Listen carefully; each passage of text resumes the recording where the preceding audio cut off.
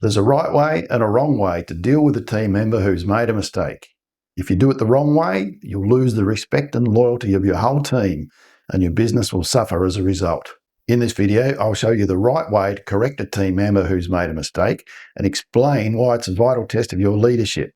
Quick story first. The other day, I walked into a small cafe bakery that I've been to a few times before. There were no other customers there and no one behind the counter, but as soon as I walked in, I could quite clearly hear someone yelling behind the partition wall beyond the counter. I recognised the voice as the owner of the bakery, and he appeared to be shouting at one of his workers who had apparently done something wrong. Now, this guy was obviously angry. He was threatening to sack this person, telling them they were stupid and being very unpleasant about it. My immediate thought was, well, that's no way to deal with a team member.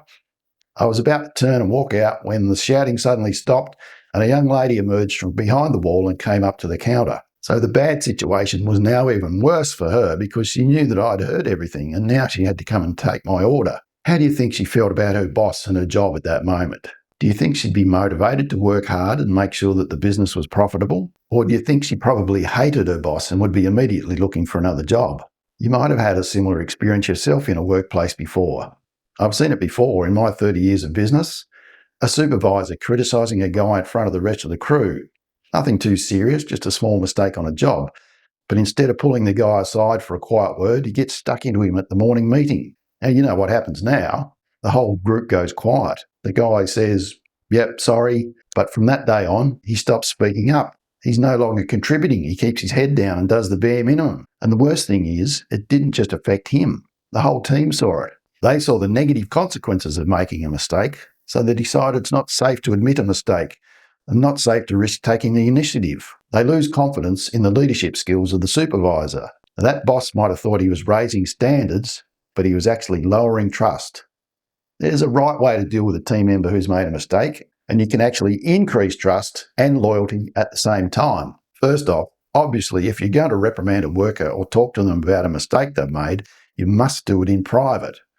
Public humiliation is just not going to get you the result you want. The way to approach this discussion is to get curious. Ask questions to find out what happened, but don't do it in an accusing way. It's not, "Why the hell did you do that?"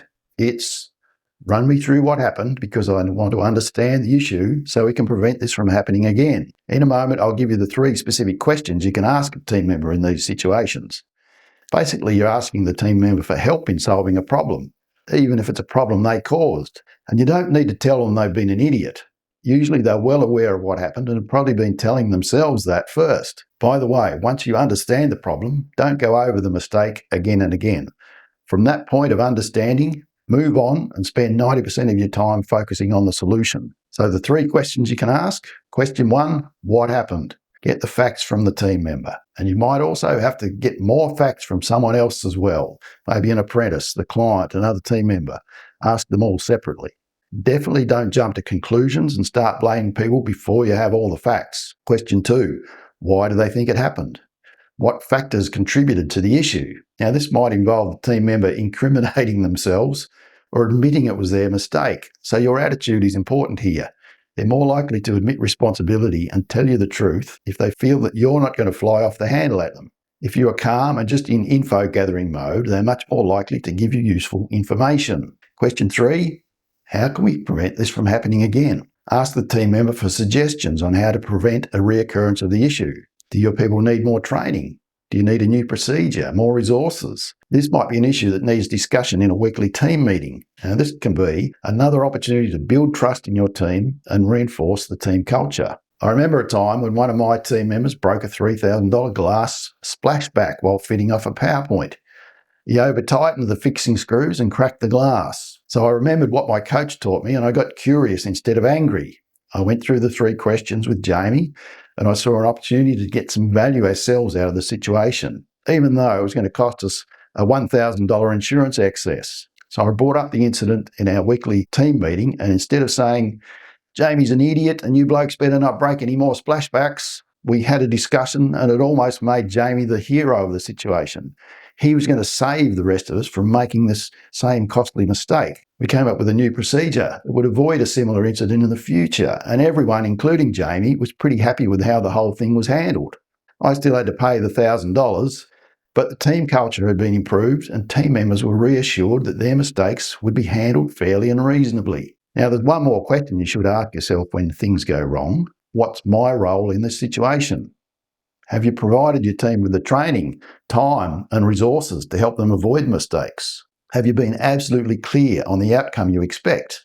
So, how did you handle things last time a team member stuffed up? Are you prone to get angry quickly and react without thinking? It's an understandable response, but it's not helpful for your business.